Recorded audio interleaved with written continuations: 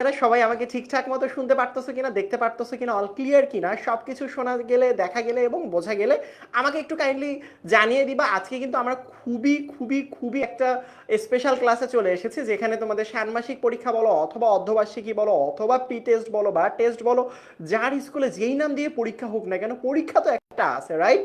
So এই পরীক্ষার তোমাদের কেমিস্ট্রিতে সবাই একটা মানে সবারই একটা কমন চ্যাপ্টার রয়েছে, সেটা হচ্ছে চ্যাপ্টার 3 এবং চ্যাপ্টার 4, যেটা দিয়ে হচ্ছে মোটামুটি বলা চলে তোমাদের বইটা শুরু হয় আসলে, যদিও বা তোমাদের শর্ট সিলেবাস। সো শর্ট সিলেবাসের শুরুর অধ্যায় দুইটা, এই দুইটা অধ্যায় নিয়ে চলে আসলাম। সো আজকের ক্লাসে আমরা এই দুইটা চ্যাপ্টারের টোটাল 50টা এমসিকিউ সলভ করব এবং দেখার এবং বোঝার চেষ্টা করব বিভিন্ন সময় বোর্ড পরীক্ষাতে এই চ্যাপ্টারগুলো থেকে কিরকম প্রশ্ন এসেছিল, তোমাদের সময় কিরকম আসতে পারে ইনশাল্লাহ। এছাড়া আমরা এটা বোঝার চেষ্টা করব যে আমাদের প্রশ্নগুলো কোন টাইপের সলভ করা উচিত, কোন জিনিসগুলো বেশি করে দেখা উচিত এবং বোঝা উচিত, কোন পার্টগুলো বেশি করে বোঝা উচিত। সো সবাইকে একটু কাইন্ডলি বলবো যে তোমরা একটু ক্লাসের মধ্যে তাড়াতাড়ি জয়েন করে ফেলবা। আমাকে দেখা যাচ্ছে কিনা, শোনা যাচ্ছে কিনা, অল ক্লিয়ার কিনা একটু কাইন্ডলি জানিয়ে দিবা। যদি সবকিছু ঠিকঠাক থেকে থাকে তাহলে আমরা ক্লাসটা শুরু করে ফেলবো ইনশাল্লাহ। সো সবাইকে ঠিকঠাক দেখতে পারতেছো? অনেকেই দেখতে পারতেছি, তোমরা সালাম দেওয়া শুরু করেছো। যারা সালাম দিচ্ছ সবাইকে একসাথে জানাচ্ছি ওয়ালাইকুম আসসালাম রহমতুল্লাহ বারাকাতুহু। নাসরিন, তারপর হচ্ছে আনাম, সুমি, তারপর হচ্ছে তারাকে দেখতে পারতেছি। হাই তারা, নাকি ইউটিউব থেকে অনেকে জয়েন করে ফেলেছে দেখতে পারতেছি। যাই হোক, সবাই কি আমার ভয়েস শুনতে পারতেছ? আলহামদুলিল্লাহ ভাইয়া, আল্লাহর রহমতে তোমাদের দোয়াতে খুবই ভালো আছি। তোমরা কেমন আছো? সালমা আরিন সালাম দিয়েছে, ওয়ালাইকুম আসসালাম। ভাইয়া তোমরা কেমন আছো বলো তো? আমাকে কি তোমরা ঠিকঠাক মতো শুনতে পারতেছ? আমাকে কি বুঝতে পারতেছ? শেফা সালাম দিছে, ওয়ালাইকুম আসসালাম ভাইয়া, খুবই ভালো আছি। তুমি কেমন আছো? সো সবাই যদি আস্তে আস্তে জয়েন করে ফেলো তাহলে আমরা ক্লাসটা শুরু করে ফেলবো। ঠিক আছে, আমরা তাহলে একটা কাজ করি, ক্লাসটা শুরু করে ফেলি। বলতেছে যে ভাইয়া অন্য জায়গায় আরেকটা ক্লাস হচ্ছে, এখানে আবারও ক্লাস হচ্ছে, কোনটা ক্লাস করব? যেটা তোমার মনে হবে যে গুরুত্বপূর্ণ সেটা আসলে করো। যদি তোমার মনে হয় আমাদের ফেসবুক অ্যাপ থেকে যাদের পেইডদের জন্য যাদের ক্লাসটা, সেটা হচ্ছে চ্যাপ্টারের রিভিউ ক্লাস, আর এখনের যে ক্লাসটা সেটা হচ্ছে একটা রিভিউ ক্লাস না, এমসিকিউ বেসড ক্লাস। অর্থাৎ এই চ্যাপ্টারের আমরা এই দুইটা চ্যাপ্টারের বিগত বছরের এমসিকিউ সলভ করার এবং জানা এবং বোঝার চেষ্টা করব। ঠিক আছে, অনেকে জয়েন করে ফেলেছে দেখলাম। শাহিব সরকার, আচ্ছা ক্লাসের শুরুতে আমি একটা জিনিস তোমাদেরকে বলতে চাই, সেটা হচ্ছে যে ভাইয়া 10 মিনিট স্কুলের টি শার্ট জিতার কিন্তু একটা সুযোগ আছে তোমাদের। এখন প্রশ্ন হচ্ছে যে ভাইয়া 10 মিনিট স্কুলের টি শার্ট কীভাবে জিততে পারি, সেটার একটা ছোট্ট কাজ করতে হবে। তোমরা অলরেডি জানো যারা যারা জয়েন করেছো, সেটা হচ্ছে যে 10 মিনিট স্কুলের টি শার্ট জিতার ক্ষেত্রে আমি বলবো এই লাইভ ক্লাসটা শেয়ার করে দিতে হবে। এখন এই গ্রুপে, যেই গ্রুপে ক্লাস করতেছো অবশ্যই ওই গ্রুপে শেয়ার করলে কিন্তু হবে না। হতে পারে তুমি তোমার ফ্রেন্ডদের সাথে শেয়ার করবা, হতে পারে তুমি হচ্ছে গিয়ে তোমার তোমার প্রোফাইলে শেয়ার করবা, হতে পারে তোমার টাইমলাইনে রেখে দিবা শেয়ার করে, যে কোনো কিছু হতে পারে। বাট এই যে দেখো এই গ্রুপটা, অর্থাৎ যেই group class 10 super student group, যেই গ্রুপে লাইভ হচ্ছে সেই গ্রুপে শেয়ার করে কি লাভ? গোলাম মুস্তফা মন্ডলও চলে আসছে, বলছে কেমন আছেন? আলহামদুলিল্লাহ। তামিমাও চলে এসেছে। যাক তামিমা ইফতি, আমরা চলো একসাথে ক্লাস করি পুরো 1.5 ঘন্টা সময়, তাহলে দেখবা যে সময় কোন দিকে চলে গিয়েছে বুঝতেই পারবে না। কেমন? তাহলে সবাই মনোযোগ দাও, আমরা একসাথে ক্লাসটা করতে চাই ইনশাল্লাহ, কেমন? সো চলো তাহলে যারা যারা টি শার্ট জিততে চাও যে ভাইয়া আমি টি শার্টটা পেতে চাই, তাহলে একজনকে, বুঝছো, প্রত্যেক ক্লাস থেকে একজন উইনারকে হচ্ছে গিয়ে তোমরা আমরা এই টি শার্টটা দিব প্রত্যেকটা ক্লাস থেকে। তাহলে আজকের ক্লাসের যে সব থেকে অ্যাটেন্টিভ থাকবে, যে সবগুলো প্রশ্নের উত্তর দিবে, এমসিকিউ যখন আমি প্রশ্নগুলো দিব তখন সবগুলো প্রশ্নের উত্তর করার এবং বোঝার চেষ্টা করবে, উত্তর দিবে, অ্যাক্টিভ থাকবে। 2 নাম্বার প্রশ্ন হচ্ছে যে,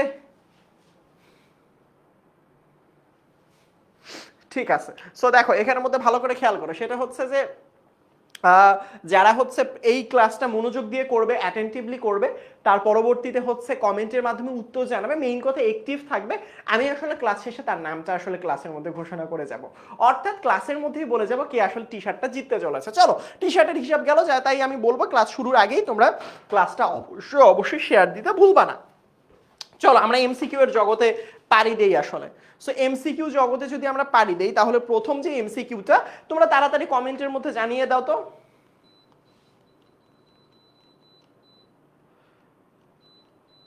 তোমরা তাড়াতাড়ি একটু কমেন্টে জানো। প্রথম প্রশ্ন দেখো, প্রথম প্রশ্ন এসেছিল চট্টগ্রাম বোর্ড 2020 সালে এসেছিল। চট্টগ্রাম বোর্ড 2020 সালে একটা প্রশ্ন, অক্সিজেনের পর্যায় সারণী কোন গ্রুপে অবস্থিত। সো আমরা যদি 4 নাম্বার চ্যাপ্টারটা প্রথমে সলভ করি তাহলে একটা জিনিস দেখতে পারবো, এটা কিন্তু পর্যায় সারণী অধ্যায়, দুইটা মিক্সড করা আছে, বুঝতে পেরেছো আমার কথা। সো পর্যায় সারণী অধ্যায়টা যদি আমরা সলভ করা শুরু করি বা দেখা শুরু করি তাহলে প্রথমেই দেখবো পর্যায় সারণীর একটা কমন জিনিস হচ্ছে ইলেকট্রন বিন্যাসের সাহায্যে কোনো একটা মৌলের পর্যায় সারণীতে অবস্থান নির্ণয় করতে হয়। আমরা তো জানি পর্যায় সারণীতে টোটাল 118টা মৌল থাকে। সো এক একজন এক একটা গ্রুপে থাকে, এক একটা পর্যায়ে থাকে, রাইট। সো এমসিকিউ পরীক্ষায় এভাবে প্রশ্ন আসে, যে কোনো একটা মৌলের নাম দিয়ে তোমাকে বলবে এটার অবস্থানটা নির্ণয় করো। এটার জন্য তোমার যেই জিনিসটা শেখা প্রয়োজন সেটা হচ্ছে ইলেকট্রন বিন্যাস। তুমি যদি ইলেকট্রন বিন্যাস পারো এই জিনিসগুলো একদম ইজি ভাইয়া, কোনো প্যারাই নেই। চলো আমরা দেখি কোন গ্রুপে অবস্থিত। আগে আমাদেরকে আমাদের গ্রুপে অবস্থান নির্ণয় খোঁজার জন্য কিন্তু আমার একটা জিনিস জানা খুবই প্রয়োজন। অক্সিজেনের পর্যায় সারণীর গ্রুপের জন্য আমার ইলেকট্রন বিন্যাস লাগবে, কোন গ্রুপে অবস্থান করে। এটার জন্য প্রথমে তোমাকে যেই জিনিসটা শিখতে হবে সেটা হচ্ছে ইলেকট্রন বিন্যাস। কিসের বিন্যাস? ইলেকট্রনের বিন্যাস। এখন দেখো এখানে যে তুমি ইলেকট্রনের বিন্যাস করবা, অক্সিজেনের ইলেকট্রন বিন্যাস আই হোপ সবাই পারো। আরে নাইনেও তো শিখেছো না, বলো তো নাইনেও শিখেছো না। চলো যারা যারা পারো না তাদের জন্য করি। 1s2 8টা ইলেকট্রন থাকলে 2s2 2p4।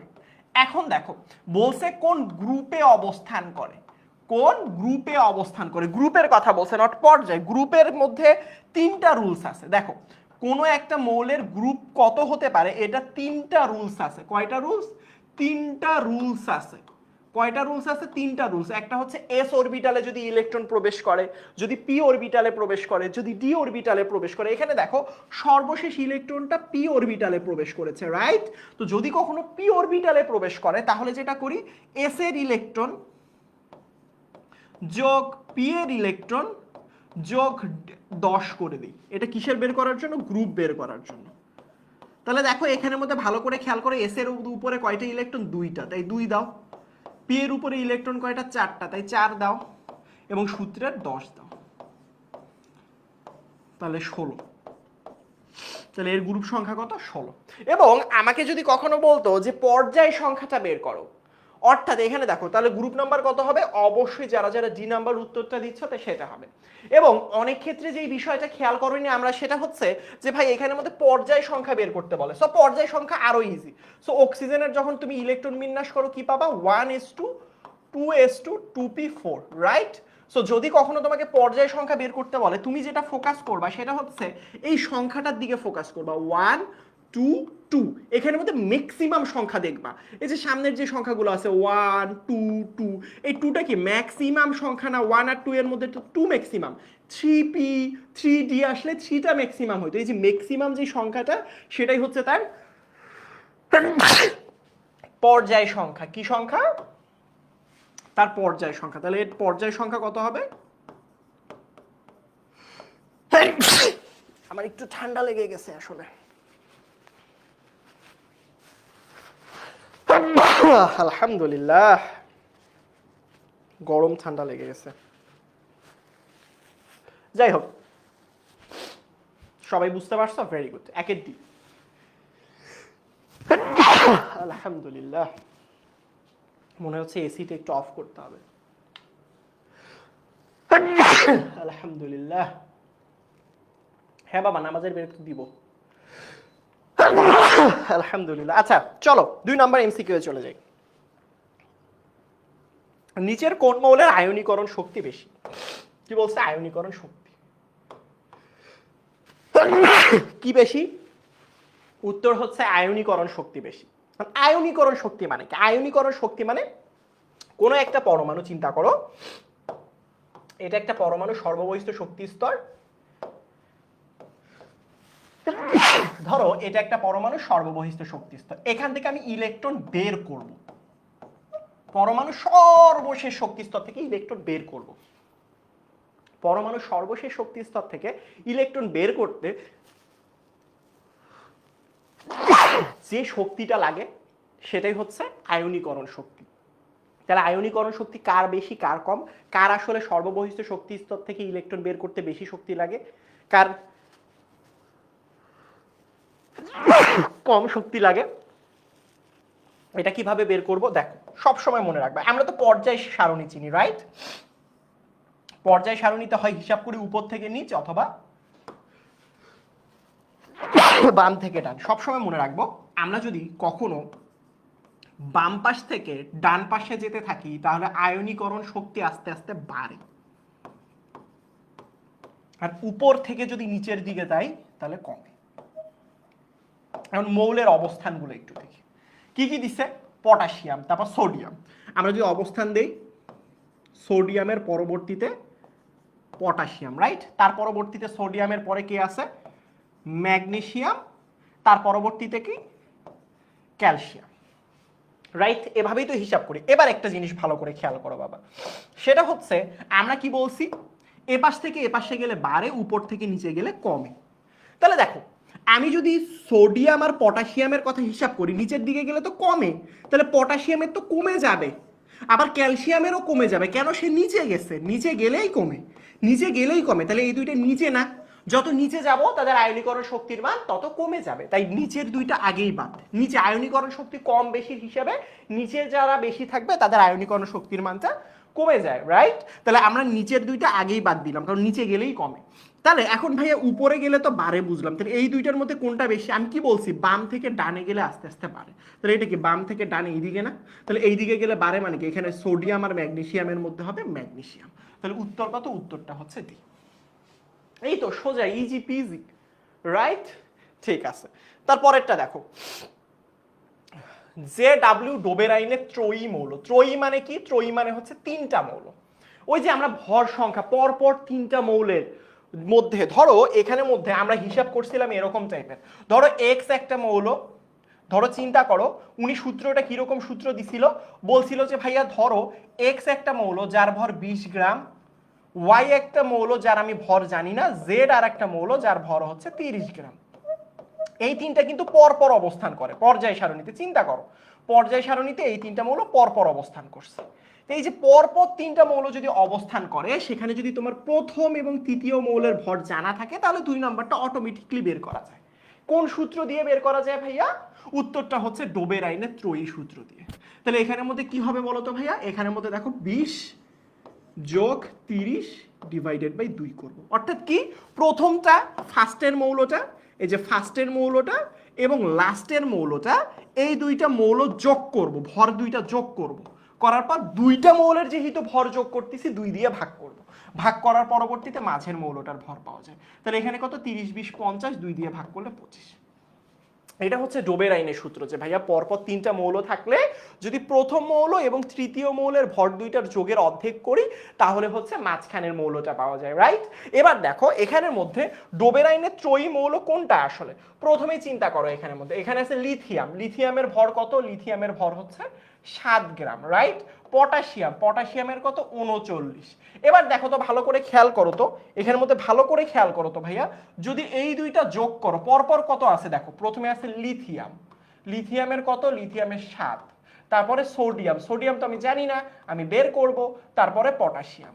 তাহলে এখন পটাশিয়ামের কত জানি, 39 জানি। আমি কি বলছি, যদি পরপর তিনটা মৌল হিসাব করা হয় পর্যায় সারণীর, প্রথম এবং তৃতীয় মৌলের ভর দুইটা যোগ করব। তাহলে প্রথম মৌল ভর কত, 7, তৃতীয় মৌলের ভর কত, 39, এই দুইটা যোগ করলাম, যোগ করার পর অর্ধেক করবো, এই যে অর্ধেক করলাম, তাহলে কত আসবে এখানের মধ্যে 23। তাহলে পটাশ সোডিয়ামের ভর কত, 23, মিলে না? হ্যাঁ মিলে যায়। সোডিয়ামের আসল ভর 23, এটা তো সবাই কম বেশি জানো। অর্থাৎ এখানে উত্তর হবে এটা, মনে রাখতে হবে, প্রথমটাই মিলে গেছে। ডি নাম্বারটা না, ডি নাম্বারটা না, এখানে এই যে তোমাদেরকে একটু রসগোল্লা খাওয়ানোর জন্য বলছি, ডোবেরাইনের বলছিল তার ত্রয়ী মৌলের মধ্যে এটা আছে, ক্লোরিন, ব্রোমিন এবং আয়োডিন। দেখো বইয়ের মধ্যে এই তিনটা মৌলের নাম লেখা আছে, একটু খুলে দেখো। এখন অনেকেই এই দুইটা দেখে দেখো কি কি আছে, ক্লোরিন আছে, ব্রোমিন আছে, আয়োডিন আছে।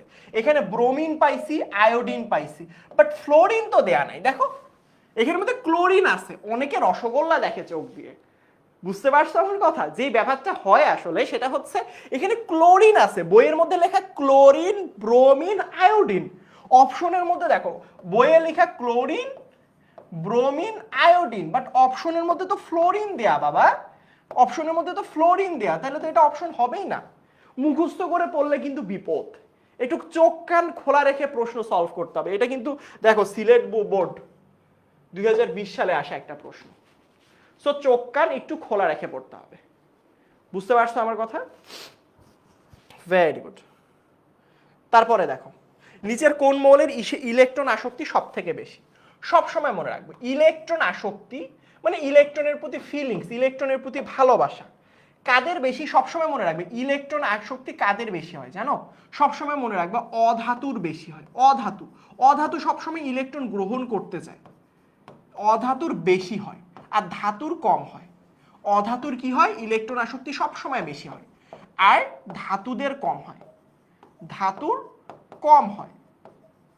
তার মানে এখান থেকে একটা জিনিস বুঝতে হবে কেন ভাইয়া বেশি কেন কম হয়। এর অন্যতম কারণ হচ্ছে ভাইয়া অধাতু তো ইলেকট্রন গ্রহণ করতে চায়, অধাতু ইলেকট্রন গ্রহণ করতে চায় না। সো যে গ্রহণ করতে চায় তার তো ইলেকট্রনের প্রতি আসক্তি থাকবে।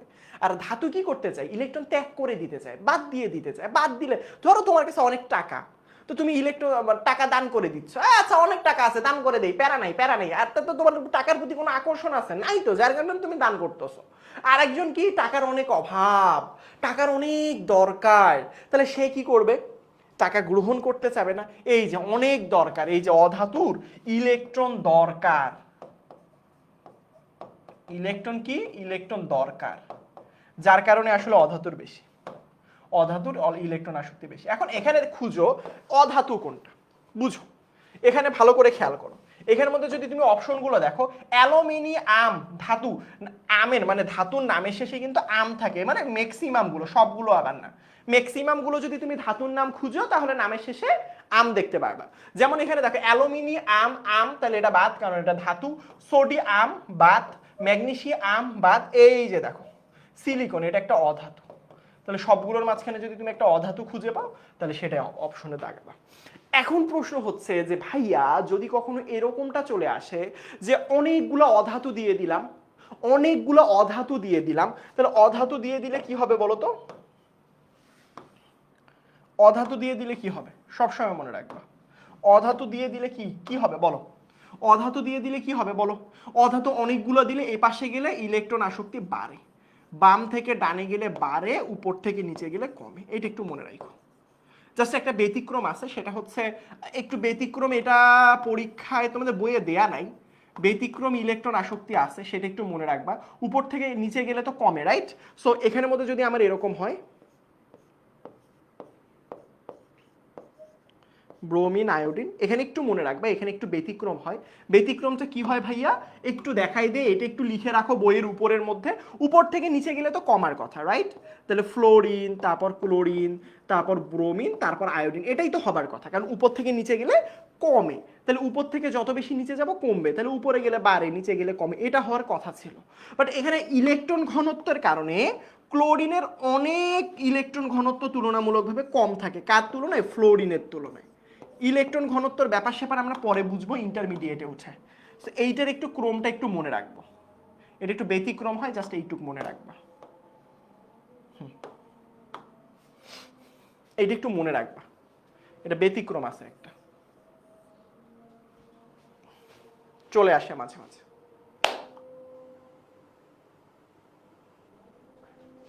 সিলিকন অধাতু বাবা। আজান দিচ্ছে, আমরা একটা নামাজের বিরতি দেই,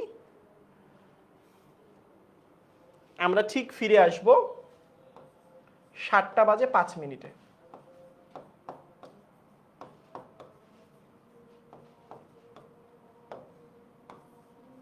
সো সবাই নামাজ পড়ে চলে আসো, ইনশাল্লাহ আমরা অনেক সুন্দর সুন্দর এমসিকিউ সলভ করব।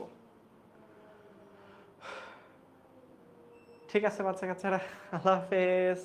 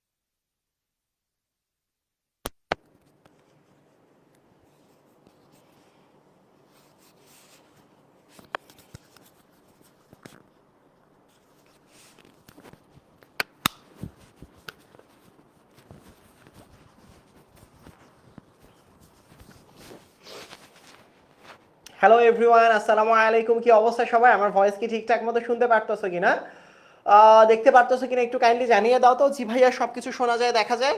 একটু কাইন্ডলি বলো যে ভাইয়া সবকিছু কি ঠিকঠাক মতো শোনা যাচ্ছে, দেখা যাচ্ছে এবং বোঝা যাচ্ছে? তাহলে আমরা ক্লাসের বাকি পার্টটুকু শুরু করবো ইনশাল্লাহ। সো সবাই কি আমাকে ঠিকঠাক মতো শুনতে পারতেছো, দেখতে পারতেছো, বুঝতে পারতেছো? সো সবকিছু যদি ঠিকঠাক মতো শুনতে পারো, দেখতে পারো এবং বুঝতে পারো, তাহলে একটু জানিয়ে দাও ভাইয়া। আমি ক্লাসে চলে এসেছি, স্যারকে স্ক্রিনের সাইডে দেখা যাচ্ছে, ফোন হাতে। চলে এসেছি ভাইয়া। হ্যাঁ ভাই, আসছেন ফাইনালি। আচ্ছা, আমার আমার আমার সব ক্লিয়ার, সব clear, all clear, all clear, all clear. নয়তো পরবর্তীতে পড়া শুরু করলে কিন্তু আর থামাথামি নাই, শুধু পড়াশোনা। রাইট?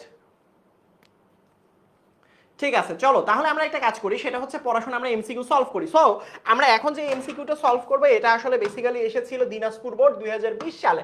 প্রশ্নটা কি? প্রশ্নটা হচ্ছে টাংস্টেন মৌলের প্রতীক কোনটা? কেউ বলতে পারবা? কেউ বলতে পারবা টাংস্টেনকে কোনটা প্রতীক দিয়ে প্রকাশ করা হয়? তাড়াতাড়ি একটু বলতে হবে।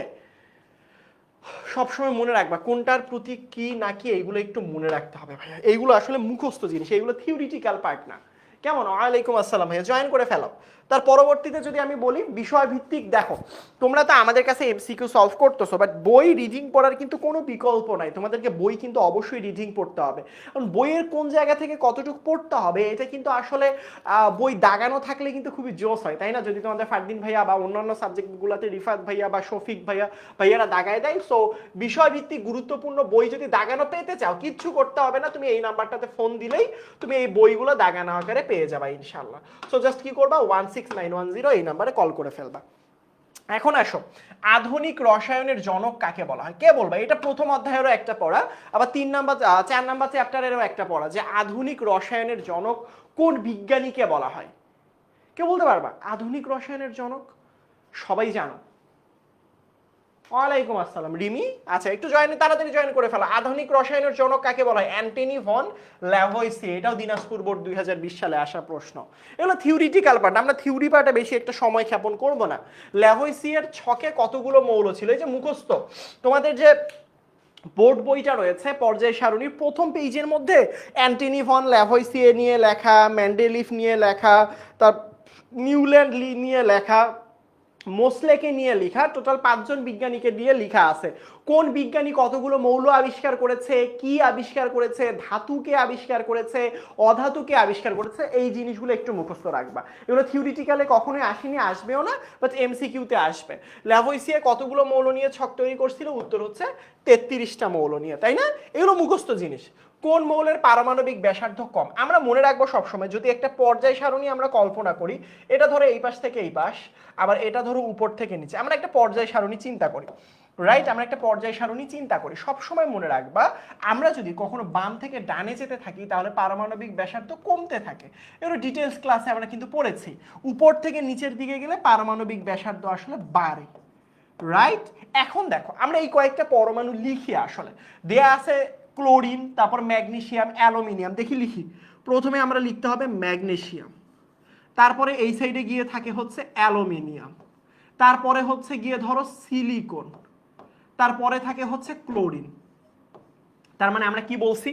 আমরা সারা জীবন বলে এসেছি যে ভাইয়া তুমি যদি আসলে জীবন দশায় কখনো এই পাশ থেকে এই পাশে যাও, তাহলে আসলে আকার ধীরে ধীরে কমে। তাহলে তুমি যদি এই পাশ থেকে এই পাশে আসো, তাহলে বাড়বে। তাহলে সব থেকে কম কোনটার বলো তো? আমি কি বলছি? যত বেশি এই দিকে যাবে আকার তত বেশি কমবে। তো সব থেকে ওই দিকের মৌল কোনটা? দেখাই তো যাচ্ছে চোখের মধ্যে, সেটা হচ্ছে ক্লোরিন। তাহলে এখানে উত্তর কোনটা হবে? উত্তর হচ্ছে সব থেকে সাইজ কম হচ্ছে ক্লোরিনের। মনে থাকবে, মনে থাকবে, এগুলো মনে রাখতে হবে। এই একজন অ্যালুমিনিয়াম বলছো, অ্যালুমিনিয়াম কেন? আচ্ছা, এ নাম্বার অপশন বলছো, তাহলে ঠিক আছে। ঠিক আছে। আচ্ছা, আমাদের সাথে কিন্তু ফ্রি কোর্সে মানে হচ্ছে জয়েন করে ফেলতে পারো। ক্লাস 10-এর টেস্ট পরীক্ষার প্রস্তুতি, সেটা একদম ফ্রি। সো এই ফ্রি কোর্সের জন্য কি করতে হবে? কোর্সে আমাদের কি কি থাকতেছে আগে বলি। ক্লাস 10-এর প্রি টেস্ট পরীক্ষা আসতে পারে এমন সকল প্রশ্নের সমাধান থাকবে। প্রত্যেকটা বিষয়ে 2টি করে ওয়ান শট রিভিশন ক্লাস থাকবে। দশম শ্রেণীর জন্য 6টা সাবজেক্টে যেগুলো পড়ানো হয় ওইগুলো থাকবে। এক্সাম মানে এক্সাম দিতে পারবা, রেকর্ডেড ক্লাস পাবা, দাগানো বই পাবা, মডেল টেস্ট পাবা। এটা কিন্তু পরীক্ষার প্রস্তুতি কোর্স কিন্তু একদম ফ্রি। জাস্ট ডিটেলসে জানার জন্য 16910 এটাতে ফোন করো, তাহলেই হয়ে যাবে। আমাদের সাথে জাস্ট প্রস্তুতি নাও একদম ফ্রিতে। কেমন? ঠিক আছে। তার পরবর্তীতে কোন মৌলের পারমাণবিক ব্যাসার্ধ সর্বাধিক? আগের মৌলটার মতোই, পারমাণবিক ব্যাসার্ধ সর্বাধিক। আমি কি বলছিলাম একটু আগে বলো তো? উপর থেকে নিচের দিকে গেলে পারমাণবিক ব্যাসার্ধ বাড়ে, এই দিকে গেলে কমে। সো এটা আমি লিখে নিই, তোমাদের কনফিউশন দূর করার জন্য আমি লিখে নিই। সো আমার এই পাশ থেকে এই পাশে গেলে কমে, আর উপর থেকে নিচের দিকে গেলে কি হবে? বাড়ে, রাইট? আচ্ছা, মৌল চারটা দেখি আমরা। প্রথমে দেখি ম্যাগনেসিয়াম আছে, আচ্ছা লিখলাম ম্যাগনেসিয়াম। তার পরবর্তীতে কে আছে? ক্যালসিয়াম আছে, ম্যাগনেসিয়ামের নিচে হচ্ছে ক্যালসিয়াম। তার পরবর্তীতে আছে ব্রোমিন, ক্যালসিয়ামের নিচে হচ্ছে ফ্লোরিন, ক্লোরিন, তারপর ব্রোমিন। এই যে দেখো ব্রোমিন হচ্ছে এই সাইডে গিয়ে ব্রোমিন, ঠিক আছে? তার পরবর্তীতে কি দেখতে পাচ্ছি এখানের মধ্যে? সালফার আছে, ম্যাগনেসিয়ামের এই পাশে হচ্ছে গিয়ে সালফার। এই যে এইরকম জিনিসটা অনেকটা এরকম হবে। অর্থাৎ একটা জিনিস এখানে ফিক্সড করো, সেটা হচ্ছে যে ভাইয়া এই যে ম্যাগনেসিয়াম এবং সালফার এই দুইটা উপরে অবস্থান করে। আমরা জানি উপর থেকে নিচের দিকে গেলে বাড়ে, রাইট? তাহলে এখন উপর থেকে নিচের দিকে গেলে বাড়ে মানে কি? উপরের গুলা কম, তাহলে এই দুইটা আগেই বাদ, সালফার আর ম্যাগনেসিয়াম তোমার আগেই বাদ। তাহলে এখানে আমরা কি করব? এই হয় আমার ক্যালসিয়াম অপশন থাকবে অথবা আমার ব্রোমিন অপশন থাকবে। এখন ব্যাসার্ধ সর্বাধিক কি? এই পাশ থেকে এই পাশে গেলে তো কমে, এই যে ক্যালসিয়াম থেকে তুমি ব্রোমিনের দিকে গেলে তো কমবে, তাহলে বাড়বে কোন পাশে? এই যে ক্যালসিয়ামের এই পাশে গেলে আস্তে আস্তে বাড়ে। তাহলে এই যে নিচেও গেল, আবার এই পাশে নিচেও গেল। তাহলে এটা উত্তরটা কি হবে? উত্তরটা হবে ক্যালসিয়াম। যারা যারা হচ্ছে সালফার উত্তর দিচ্ছ তারা কিন্তু ভুলের দুনিয়ায় আসো। উত্তর কিন্তু কি হবে? উত্তর হবে কিন্তু ক্যালসিয়াম। ম্যাগনেসিয়াম কেমন? আকার বলছে সর্বাধিক, সর্বাধিক বলছি, সর্বাধিক মানে বেশি। বেশি তো উপর দিক থেকে নিচের দিকে গেলে তো এমনিতেই বাড়ে, উপর থেকে নিচের দিকে গেলে তো বাড়ে। তাহলে ম্যাগনেসিয়ামের থেকে ক্যালসিয়াম নিচে না, তাহলে তো বাড়বে। ব্রোমিন হবে না, ক্যালসিয়াম আর ব্রোমিন একই পর্যায়ে অবস্থান করে। আর আমরা কি জানি? একই পর্যায়ে অবস্থান করলে এক পাশ থেকে অন্য পাশে গেলে, বাম থেকে ডানে গেলে কমে। তাহলে ক্যালসিয়ামের থেকে এখানে সিরিয়ালটা ঠিক এরকম হবে। দেখো এটার সিরিয়ালটা আমি একটু লিখে দেই। সিরিয়ালটা হবে এরকম, প্রথমে হবে ক্যালসিয়াম, তারপর হবে ব্রোমিন, তারপর হবে ম্যাগনেসিয়াম, তারপর হবে সালফার। এইটা একটু মনে রাখবা, এই যে এটা একটু মনে রাখবা, কেমন? এটা একটু মনে রাখবে ইনশাল্লাহ। তারপরে দেখো পর্যায় সারণী খাড়া স্তম্ভের সংখ্যা কয়টা? খাড়া মানে কি? খাড়া স্তম্ভ মানে কি? খাড়া স্তম্ভ মানেটা কি কেউ বলতে পারবা? খাড়া স্তম্ভ মানে কি? খাড়া স্তম্ভ মানে হচ্ছে তোমার হচ্ছে গ্রুপের সংখ্যা জিজ্ঞেস করছে। গ্রুপ, গ্রুপ কেন? কারণ তুমি জানো যে আসলে উপর থেকে নিচের দিকে গেলে আস্তে আস্তে একটা করে গ্রুপ বাড়ে। উপর থেকে নিচের দিকে গেলে গ্রুপ একটা করে বাড়ে। উপর থেকে নিচের দিকে গেলে গ্রুপ 1, তারপর হচ্ছে 2, 3, হ্যাঁ 4, 5, হ্যাঁ এভাবে আসলে উপর থেকে নিচের দিকে গেলে কি হয়? গ্রুপগুলো বাড়তে থাকে। তো আমরা জানি পর্যায় সারণীতে উপর থেকে নিচের দিকে স্তম্ভ কয়টা আছে অথবা গ্রুপ কয়টা আছে? স্তম্ভ তো বাংলা শব্দ, হ্যাঁ ইংরেজিতে গ্রুপ বলা হয়। গ্রুপের সংখ্যা কয়টা? উত্তর হচ্ছে 18টা। এগুলো আমাদের জানা কথা ভাইয়া, পর্যায় সারণীটা খুললেই তুমি পাবা, রাইট? আচ্ছা, আর আরেকটা জিনিস আমি তোমাদেরকে বলতে চাই, সেটা হচ্ছে যে ভাইয়া ক্লাস 10-এর জন্য কিন্তু আমাদের ডেডিকেটেডলি একটা গ্রুপ আছে, যেটা হচ্ছে class 10 super student group. So তোমরা যারা ইউটিউবে ক্লাস করতেছো অথবা পেজ থেকে ক্লাস করতেছো, যদি তোমরা ফেসবুক মানে হচ্ছে ফেসবুকে চলে যাও, গিয়ে যদি একটা সার্চ দাও যে ভাইয়া হচ্ছে গিয়ে তোমার সিকিউ মানে মানে সিকিউ ক্লাসগুলো পাওয়ার জন্য আসলে বেসিক্যালি। সো তোমরা যদি এই গ্রুপটা লিখে সার্চ দাও, এই গ্রুপের নাম লিখে যদি তোমরা একটু সার্চ দাও, কি গ্রুপের নাম? সেটা হচ্ছে class 10 super student group. Class 10 super student group, এইটা লিখে যদি সার্চ দাও তাহলে ইনশাল্লাহ চলে আসবে, আর কিছু লাগবে না। আসেন না ভাই?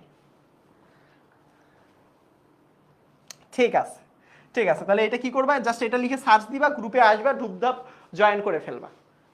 বুঝতে পেরেছো আমার কথা? ঠিক আছে। তার পরবর্তীতে দেখো সালফারের সাথে নিচের কোন মৌলের ধর্মের মিল আছে? NP2 আসো এখানে।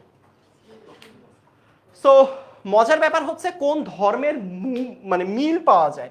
এই যে দেখো এই প্রশ্নটা যখন পাবা, কোন ধর্মের মিল পাওয়া যায়, কোন মানে কোন মৌলের ধর্মের মিল পাওয়া যায়, এইটা সবসময় মনে রাখবা। একই গ্রুপের মৌল, একই গ্রুপ এর মৌল একই ধর্মের হয়, একই ধর্মের হয়। যেমন ভাইয়া আমি তো এই জিনিসটার অর্থ বুঝলাম না। ধরো তুমি কখনো গ্রুপ 1-এর নাম তো শুনেছো ভাইয়া, group 1, group 2, group 3। So group 1-এ যদি তুমি চলে যাও, ধরো হচ্ছে তুমি এখানে গ্রুপ 1, গ্রুপ কত? গ্রুপ হচ্ছে 1।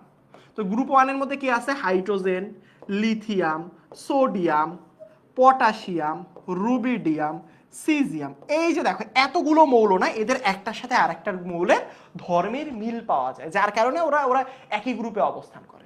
আবার দেখবা এর পাশে কি কি দেয়া আছে, এর পাশে কি দেয়া আছে, এর পাশে দেয়া আছে হচ্ছে গিয়ে তোমার বেরিলিয়াম, তারপর কি ম্যাগনেসিয়াম, তারপর কি ক্যালসিয়াম, তারপর কি স্ট্রনশিয়াম, তারপরটা কি বেরিয়াম, তাই না? সো দেখো কি বোরানি মোগলাই কাবাব সরিয়ে সারের বাটিতে রাখো, ঠিক আছে, রাখো, ঠিক আছে। এই কয়েকটা মৌলের নাম মুখস্থ রাখলে হয়েছে। এটা মনে হচ্ছে রুবিডিয়াম বাটিতে, আচ্ছা যাই হোক, তার মানে এটা তো গ্রুপ 2। সো গ্রুপ 2 এর মৌলগুলোর ধর্ম হবে একই রকম, রাইট? সো এখানের মধ্যে আমাদেরকে একটু দেখতে হবে, দেখো ভালো করে খেয়াল করো। সেটা হচ্ছে এখানের মধ্যে বলছে যে সালফারের সাথে কোন গ্রুপের মৌলর ধর্ম পাওয়া যায়, মিল পাওয়া যায়। তো সালফার কত নাম্বার গ্রুপের মৌল? এই সালফারের গ্রুপ নাম্বার হচ্ছে 16, রাইট? সালফারের গ্রুপ নাম্বার কত? উত্তর হচ্ছে 16। তো 16তম গ্রুপ হইলে দেখো 16 নাম্বার গ্রুপের মৌলগুলো একটু লিখো তো। গ্রুপ 16 ও এস এস সি তে পড়ে, এই যে এই মৌলগুলো মানে হচ্ছে অক্সিজেন, সালফার, সেলেনিয়াম, টেলুরিয়াম। হ্যাঁ, সো এখন দেখো তার মানে সালফারের সাথে কাদের কাদের মিল পাওয়া যায়? অক্সিজেনের পাওয়া যায়, সেলেনিয়ামের পাওয়া যায়, টেলুরিয়ামের পাওয়া যায়। তো এখানে উত্তর কোনটা আছে? সালফারের সাথে কোনটার মিল পাওয়া যাবে? ম্যাগনেসিয়াম তো ওই গ্রুপের না, সিলিকন তো ওই গ্রুপের না, কার্বনও তো না, কিন্তু এই যে দেখো অক্সিজেন কিন্তু আছে। তো এটা কি হবে? অক্সিজেন। বুঝতে পারছো আমার কথা? ঠিক আছে। বিরিয়ানি মোগলাই কাবাব সরিয়ে সারের বাটিতে বেরিয়ে, আচ্ছা ঠিক আছে, ওইলে হয়েছে। যাই হোক, দেখো এই পরে এমসিকিউ কই, ঠিক আছে। বলছে 16 নাম্বার, দেখো ভালো করে খেয়াল করো, সেটা হচ্ছে বলছে 16 নাম্বার গ্রুপের মৌলের অক্সাইড কোনটা। 16 নাম্বার গ্রুপের মৌল কোনগুলো? Oxygen, sulphur. অক্সাইড মানে কি? অক্সাইড মানে অক্সিজেন সংযুক্ত থাকবে। অক্সাইড শব্দের অর্থ কি থাকবে? অক্সিজেন সংযুক্ত থাকবে। তো এখন 16 নাম্বার গ্রুপের মৌলে তো অক্সিজেন আছেই, অক্সিজেন আছে, সালফার আছে, সেলেনিয়াম আছে, এইগুলো হচ্ছে 16 নাম্বার গ্রুপের মৌল, রাইট? বা তোমার হচ্ছে টেলুরিয়াম আছে, এইগুলো হচ্ছে 16 নাম্বার গ্রুপের মৌল। তো এটার সাথে যদি তুমি অক্সিজেনকে যুক্ত করো, মানে এই অক্সিজেনের সাথে অক্সিজেনের যুক্ত করার কিছু নাই, বলছে 16 নাম্বার গ্রুপের মৌলের অক্সাইড, তাহলে 16 নাম্বার গ্রুপের মৌলের সাথে অক্সিজেন কানেক্টেড হইতে হবে, এদের সাথে আসলে অক্সিজেন কানেক্টেড হইতে হবে। তো এই অক্সিজেনের সাথে অক্সিজেন কানেক্টেড হবে না, সেম সেম জিনিস। নিচ থেকে হিসাব করো, সালফার থেকে হিসাব করো। সালফার যদি অক্সিজেনের সাথে কানেক্টেড হয় তাহলে কি হয়? Sulphur dioxide. এইটাই হচ্ছে 16 নাম্বার গ্রুপের মৌল। এই যে তার মানে এটার উত্তর হচ্ছে এইটা। যদি এরকম হইতো 17 নাম্বার গ্রুপের মৌল, যেমন এখানে দেখো, এটা যদি প্রশ্ন থাকতো এখানের মধ্যে 16 না দিয়ে গ্রুপ নাম্বার যদি 17 বলতো, তাহলে 17 মৌল কোনটা? ফ্লোরিন, ক্লোরিন, ব্রোমিন, আয়োডিন, এদের সাথে যদি অক্সিজেন থাকে। তাহলে এখানে দেখো 17 নাম্বার গ্রুপের মৌল, এটা কিন্তু 17। এটা হচ্ছে কত? সালফার আছে, যার কারণে 16। এই যে প্রথমটা দেখবা। এখানে কার্বন কি? কার্বন হচ্ছে 14 নাম্বার গ্রুপের মৌল, তাই 14 মৌলের অক্সাইড। এখানের মধ্যে অ্যালুমিনিয়ামটা খেয়াল করো, অ্যালুমিনিয়াম 13, তাহলে এটা হচ্ছে 13 নাম্বার গ্রুপের মৌলের অক্সাইড। বুঝতে পারছো সবাই? বলো, সবাই বুঝতে পারছো? সবসময় কত নাম্বার গ্রুপের, এটার জন্য আমরা কি ফিক্স করব? সামনের মৌলটা। বুঝতে পেরেছো আমার কথা? ঠিক আছে। কোনটা নিষ্ক্রিয় ধাতু? এইগুলোর নামগুলো একটু মুখস্থ রাখবো। নিষ্ক্রিয় ধাতু আবার নিষ্ক্রিয় হয়, নিষ্ক্রিয় মৌল হয়, যেমন হিলিয়াম, তারপর হচ্ছে আর্গন, তাই না, ক্রিপ্টন, জেনন, এগুলো নিষ্ক্রিয় মৌল। বাট নিষ্ক্রিয় ধাতুর ক্ষেত্রে মনে রাখবা প্লাটিনাম অথবা গোল্ড। গোল্ডও কিন্তু অভিজাত ধাতু বলা হয়, বাট প্লাটিনাম অনেক বেশি নিষ্ক্রিয়। এগুলো মুখস্থ রাখবা নামগুলো। তার পরবর্তীতে দেখো কোনটার পারমাণবিক ব্যাসার্ধ বেশি, এটা একটু বের করবা। এটা তোমাদের হোমওয়ার্ক, এটা অলরেডি আমি শিখিয়ে দিয়েছি। এটা আমি একটা টাইপের শুধু একটা করাবো। বুঝতে পেরেছো আমার কথা? এইগুলো বাসায় করবা। পঞ্চম, এই যে দেখো পর্যায় সারণীতে পঞ্চম পর্যায়ে মৌলের সংখ্যা কতটি? এই জিনিসগুলো একটু মনে রাখতে হবে। 2 নাম্বার পর্যায় সারণী পঞ্চম পর্যায়ে 2 নাম্বার পর্যায়ে 2টা মৌল থাকে। 1 নাম্বার পর্যায়ে 2টা মৌল থাকে। যদি আমি লিখে দেই 1 নাম্বার পর্যায়, এরকম এইগুলো মুখস্থ রাখতে হবে, বইয়ে সব লেখা আছে। সব লেখা আছে, সব আসতে পারে 2 নাম্বার পর্যায়ে কতগুলো থাকে, 3 নাম্বার পর্যায়ে, 4 নাম্বার পর্যায়ে, 5 নাম্বার পর্যায়ে, 6 নাম্বার পর্যায়ে, 7 নাম্বার পর্যায়ে, এরকম প্রশ্ন আসতেই পারে। সো সবসময় মনে রাখবো 2 নাম্বার পর্যায়ে 1 নাম্বার পর্যায়ে মৌল থাকে 2টা, 2 নাম্বারে থাকে 8টা, 3 নাম্বারেও থাকে 8টা, 4 নাম্বারে থাকে 18টা, 5 নাম্বারে থাকে 18টা মৌল, 6 নাম্বারে থাকে 32টা, 7 নাম্বারেও থাকে 32টা। এই সংখ্যাগুলো একটু মুখস্থ রাখতে হবে, এগুলো পর্যায় সারণীতে তুমি গণলেই পাবা, পর্যায় সারণীতে তুমি গুনলেই পাবা কোন গ্রুপের মধ্যে, সরি কোন পর্যায়ের মধ্যে কোন কতগুলো মৌল থাকতে পারে। সুতরাং এখানে 5 নাম্বার বলছে, 5 নাম্বার কই, এই যে 5 নাম্বার, এই যে দেখো 5 নাম্বার, বুঝতে পেরেছো? তাহলে 5 নাম্বারে কতগুলো থাকে, 18টা, এই যে দেখো 18টা, এই তো হয়ে গেল। তারপরে দেখো ম্যাগনেসিয়ামের পারমাণবিক ভর কত, এটা আল্লাহর দুনিয়ার সব থেকে সোজা প্রশ্ন, এটা আমি বলে দিলে পাপ হবে, বুঝছো? পারমাণবিক ভর কত, তাও আবার ম্যাগনেসিয়ামে, সো এটা পারা উচিত আমি মনে করি। সো এটার পারমাণবিক ভর 24 আমি বলেই দিলাম। এটা কিন্তু আবার এই যে দেখো চট্টগ্রাম বোর্ড 2017 সালে আসা প্রশ্ন, বোর্ড পরীক্ষায় প্রশ্ন আসছে পারমাণবিক ভর, তার মানে বোর্ড পরীক্ষায় আসতে পারে। কোন আয়নটির ইলেকট্রন সংখ্যা আর্গন পরমাণুর ইলেকট্রন সংখ্যার সমান? খুবই গুরুত্বপূর্ণ এবং খুবই সুন্দর একটা প্রশ্ন। কি বলছে? কোন আয়নটির ইলেকট্রন সংখ্যা আর্গন পরমাণুর ইলেকট্রন সংখ্যার সমান? তার মানে এখানের মধ্যে দেখো কোন আয়নটি, এখানে দেখো আর্গনে কার সমান, আর্গনের, তাহলে আর্গনের ইলেকট্রন সংখ্যা কয়টা? আর্গন আমরা জানি পারমাণবিক সংখ্যা 18, তার মানে আর্গনে ইলেকট্রন সংখ্যাও কত থাকে, 18টা। এখন তুমি ভালো করে খেয়াল করো, আমরা স্বাভাবিকভাবে জানি যার পারমাণবিক সংখ্যা যত তার ইলেকট্রন সংখ্যাও তত। দেখো দেখো ক্যালসিয়ামের ক্ষেত্রে কি হইলো বাবা, ক্যালসিয়ামের ক্ষেত্রে কি হইলো, ক্যালসিয়ামে 20টা ইলেকট্রন, শুধু ক্যালসিয়ামের 20টা ইলেকট্রন ছিল, বাট ওই যে 2 প্লাস মানে কি 2টা ইলেকট্রন ছেড়ে দিছে, তাহলে 2টা ইলেকট্রন কমে গেলে এর ইলেকট্রন হয়ে যাবে 18টা। তার মানে এখানে কি আমি প্রথমেই তো পেয়ে গেলাম আর্গনেরও 18টা, ক্যালসিয়াম 2 প্লাসেরও 18টা। অ্যালুমিনিয়ামের কত, অ্যালুমিনিয়ামের স্বাভাবিকভাবে থাকে 13টা, বাট এটা 3 প্লাস মানে কি 3টা ইলেকট্রন ছেড়ে দিয়েছে, তার মানে এটা ইলেকট্রন সংখ্যা কত, 10। এখানে দেখো ফ্লোরিন মাইনাস, তা ফ্লোরিনে থাকে হচ্ছে 9টা, পারমাণবিক সংখ্যা যত ইলেকট্রন সংখ্যা তত। মাইনাস 1 মানে কি একটা ইলেকট্রন চলে গ্রহণ করেছে, মানে মাইনাস মানে গ্রহণ করা, প্লাস মানে ছেড়ে দেয়া, মাইনাস 1 মানে কি একটা গ্রহণ করছে, তাহলে টোটাল ইলেকট্রন 10টা। এখানের মধ্যে যদি আমরা হিসাব করি 12টা ছিল, 12, তাহলে এখানের মধ্যে 2টা প্লাস মানে কি 2টা সে ছেড়ে দিয়েছে, তাহলে 2টা ছাড়লে এর ইলেকট্রন সংখ্যা 10। তার মানে একটা মজার ব্যাপার জানো, এগুলো সবগুলা 10, সবগুলো 10, অর্থাৎ সবগুলো নিয়নের মতো অবস্থা লাভ করছে, সবগুলো নিয়নের মতো অবস্থা লাভ করছে, শুধুমাত্র এই ক্যালসিয়াম 2 প্লাস আর্গনের মতো অবস্থা লাভ করছে। বুঝতে পারছো? আই হোপ তোমরা বুঝতে পেরেছো। তারপর দেখো ইউপ্যাক কর্তৃক মৌলের সংখ্যা কতগুলো, ইউপ্যাক কর্তৃক স্বীকৃত মৌলের সংখ্যা, এটা আমরা সবাই জানি 118টা। অভিজাত ধাতু কোনটা, ওই যে বলছিলাম অভিজাত ধাতুর নাম একটু মনে রাখবে, গোল্ড, যেটা হচ্ছে স্বর্ণ বলা হয়, এই স্বর্ণটা আসলে অভিজাত ধাতু বলা হয়, স্বর্ণ বা গোল্ড এটা আসলে অভিজাত ধাতু। কোন পারমাণবিক সংখ্যা বিশিষ্ট মৌলটি এক পরমাণুক? খুবই খুবই গুরুত্বপূর্ণ একটা প্রশ্ন, যেটা বিগত বছরে বরিশাল বোর্ডে আসা একটা প্রশ্ন। দেখো এখানের মধ্যে একটা প্রশ্ন ভালো করে খেয়াল করো, যখন তোমাকে এরকম কোশ্চেন জিজ্ঞেস করবে যে ভাইয়া কি তোমাকে বলছে এক পরমাণুক, আমি একটা সুন্দর কালার নেই,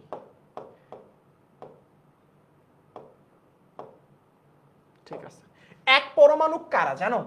যারা নিষ্ক্রিয় গ্যাস, নিষ্ক্রিয় গ্যাস যারা, তারা স্বাভাবিকভাবে এক পরমাণুক হয়, মানে একটা পরমাণু সিঙ্গেল অবস্থায় থাকে। এক মানে কি একটা, পরমাণুক মানে পরমাণু একক অবস্থায় থাকে, যেই পরমাণুটা কখনো রাসায়নিক বিক্রিয়া করতে আগ্রহী হয় না। যেমন ভাইয়া যেমন হচ্ছে গিয়ে হিলিয়াম নিষ্ক্রিয় গ্যাস, তারপরে নিয়ন, তারপরে আর্গন, তার পরবর্তীতে ক্রিপ্টন, তার পরবর্তীতে হচ্ছে ক্রিপ্টনে কি কে আর আছে, আচ্ছা ওই যাই হোক, জেনন, হ্যাঁ ক্রিপ্টনে মনে হয় কে আর আছে, ক্রিপ্টনটা ভুলে গেছে, যাই হোক মানে এই যে মৌলগুলো যেগুলো আছে সেই মৌলগুলো নিষ্ক্রিয় গ্যাসের মৌলগুলো। সো দেখো এখানের মধ্যে ভালো করে খেয়াল করো, সো এখানের মধ্যে দেখো কত দিছে, যে দেখো 54 নাম্বার পারমাণবিক সংখ্যাটা দেখো একটা নিষ্ক্রিয় গ্যাস, কারণ এমনিতে 8 নাম্বার মৌলটা তো অক্সিজেন, 16 তো সালফার, 17 তো ক্লোরিন, তিনটার একটাও তো হবে না। 8 নাম্বার পরমাণু কেমনি বুঝলাম, 8 নাম্বার অক্সিজেন, 16 নাম্বার পারমাণবিক সংখ্যা কত, সালফার, 17 কত ক্লোরিন, তাহলে এটা অবশ্যই একটা নিষ্ক্রিয় গ্যাস হবে। কারণ ধরো তুমি জানো না 54 নম্বর মৌলটা কোনটা, তুমি জানো না, এতগুলো তুমি পড়ো নাই, ধরো তুমি জানো না, বাট তুমি তো এইটুক বের করতে পারলা যে এই তিনটা আসলে কি, এই তিনটা হচ্ছে গিয়ে অক্সিজেন, সালফার, ক্লোরিন, এগুলো তো কখনো নিষ্ক্রিয় গ্যাস হিসেবে আমরা পরিচিতি লাভ করতে পারি না বা দিতে পারি না। বুঝতে পেরেছো আমার কথা? Very good. কোনটি অবস্থান্তর মৌল? মনে রাখবা, এটা বইয়ের মধ্যে এটার সংজ্ঞাতে একটু ভুল করে দেয়া রয়েছে। অবস্থান্তর মৌল মানে কি? যদি আমরা ইলেকট্রন বিন্যাস করে D1 অরবিটালে ইলেকট্রন সংখ্যা D1 থেকে D9 দেখি, অর্থাৎ আমরা যদি এরকম দেখি যে গ্রুপ সংখ্যা, গ্রুপ নাম্বার 3 না 4 থেকে গ্রুপ নাম্বার 11 পর্যন্ত এই মৌলগুলোকে বলা হয় অবস্থান্তর মৌল। আর 3 থেকে 12 পর্যন্ত মৌলগুলো বলা হয় ডি ব্লক মৌল। 4 থেকে 11, এর বইয়ের মধ্যে ভুল সংজ্ঞা দেয়া আছে। কারণ আমার ইলেকট্রন বিন্যাস করলে যদি ইলেকট্রন বিন্যাসটা আসে D1 থেকে আয়ন অবস্থায়, অবশ্যই আয়ন অবস্থায়, আয়ন অবস্থায় হতে হবে। এইগুলো ইন্টারমিডিয়েটে আরো ক্লিয়ারলি শিখবা। সো স্ক্যান্ডিয়াম 3+ এর ইলেকট্রন বিন্যাস করলে হয় D0। সো যেখানে ইলেকট্রন বিন্যাস এর পারমাণবিক সংখ্যা 21, তো এটা তো আসলে অবস্থান্তর মৌল না, কারণ এটা D0। আমি কি বলছি, শর্ত হচ্ছে D1 থেকে D9 হয়ে হইতে হবে, অর্থাৎ D এর উপরে একটা ইলেকট্রন থেকে 9টা ইলেকট্রন থাকতে হবে। সো স্ক্যান্ডিয়াম 3+ এর ইলেকট্রন বিন্যাস করলে দেখা যায় D0 থাকে। সো এখানে D1 থেকে D9 পর্যন্ত থাকে না। সো যার কারণে এটা আসলে 21 নাম্বার মৌল বলো, অথবা এটা তো গ্রুপ কত, গ্রুপ 3, গ্রুপ 3 এর মৌল হয়েও তো হইল না। বইয়ের মধ্যে নিয়ে এটা একটা কনফিউশন আছে।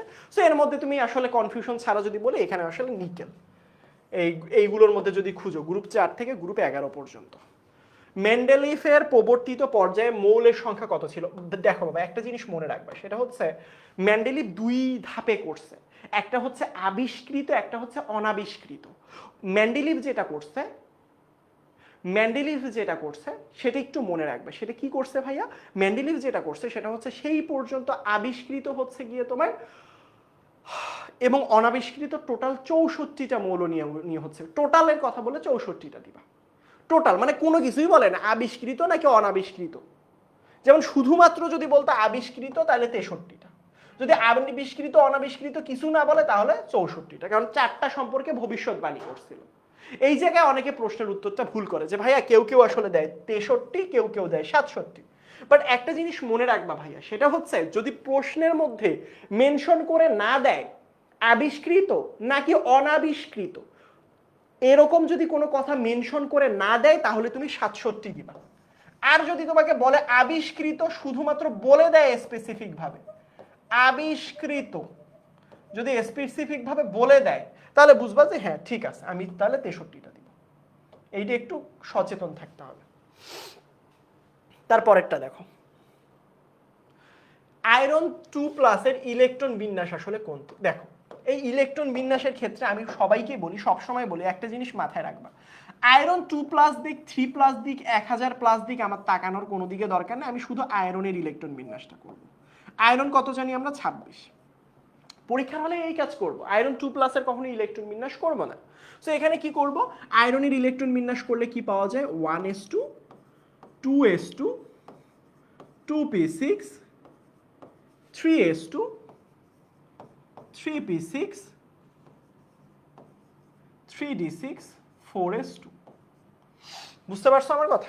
এইটা। সো দেখো ভালো করে খেয়াল করো, এটা হচ্ছে আমরা সবসময় মনে রাখবো ইলেকট্রন বের হওয়ার ক্ষেত্রে ইলেকট্রন আগে সর্বশেষ কক্ষপথ থেকে বের হয়, আগে সর্বশেষ কক্ষপথ থেকে বের হয়। সর্বশেষ কক্ষপথ এখানে কোনটা? 4 নাম্বার শক্তি স্তর। তাহলে এখান থেকে 2টা ইলেকট্রন বের হয়ে যাবে, অর্থাৎ 4s0 হয়ে যাবে। বুঝো? তাহলে আমার টোটাল হচ্ছে কয়টা ইলেকট্রন বের করতে হবে? 2টাই তো বের করতে হবে। যদি 3টা বের করতে বলতো তাহলে আমি এখান থেকে 2টা, এখান থেকে একটা বের করতাম। তখন 3টা বের করতে বলছে আয়রন 3+, তাহলে 3টা বের করতে হবে ইলেকট্রন। তখন আমি এখান থেকে 2টা বের করছি, আর তো নাই, তাহলে তার আগেরটা থেকে বের করতাম, 3d5 করে দিতাম। বাট এবার কি বলছে তোমাকে? কি আয়রন 3+ বলছে? না, 2+, মানে 2টা বের করতে হবে। তো 2টা তো বের করে দিলামই ভাইয়া, তাহলে এখানে 3d6 দেন, কারণ আমি এখান থেকে আসলে 2টা ইলেকট্রন বের করে দিছি, এখান থেকে 2টা ইলেকট্রন কি আউট করে দিছি, কিক মেরে বের করে দিছি। তাহলে এখানে আগের ইলেকট্রন বিন্যাসগুলো তো আগের মতোই থাকবে 1s2 2s2 2p6 3s2 3p6। তাহলে এখানে মজার ব্যাপার দেখো, প্রথম শক্তি স্তরে কতগুলো আছে, এটা একটা কে শক্তি স্তর বলতে পারি, এটাকে এল শক্তি স্তর বলতে পারি, এটাকে এম শক্তি স্তর বলতে পারি, এটাকে এন শক্তি স্তর। এগুলো কিন্তু অনেক আগেও পড়ছি যে পরমাণুতে 1 নাম্বার শক্তি স্তর থাকলে সেটাকে কে বলা হয়, 2 নাম্বার শক্তি স্তরকে এল বলা হয়, 3 নাম্বার শক্তি স্তরকে এম বলা হয়, 4 নাম্বার শক্তি স্তরকে এন বলা হয়। রাইট? এইটা একটু মনে রাখবো, এটা একটু মনে রাখবো। সুতরাং এখানের মধ্যে দেখো, ভালো করে খেয়াল করো, ভালো করে খেয়াল করো, সেটা হচ্ছে এবার দেখো তাহলে কে মানে কি 1 নাম্বার শক্তি স্তরে, 1 নাম্বার শক্তি স্তরে কয়টা আছে, 2টা, কমা 2 নাম্বার শক্তি স্তরে কয়টা আছে, 2টা আর 6টা 8টা, 3 নাম্বার শক্তি স্তরে কয়টা আছে, 2টা আর 6টা 8টা, 8টা আর 6টা 14টা, তারপরে শক্তি স্তরে নাই একটা, তার মানে 0। এটা হচ্ছে উত্তর, 2 8 14 0। তো দেখো 2 8 14 বলছি, 2 8 14, তো এটা তো 13, এটা বাদ, 2 8 12 বাদ, 2 8 এই যে দেখো 2 8 14, শূন্যটা যে ভাইয়া দিল না দরকার নেই, শূন্য থাকা না থাকা একই কথা বোঝায়।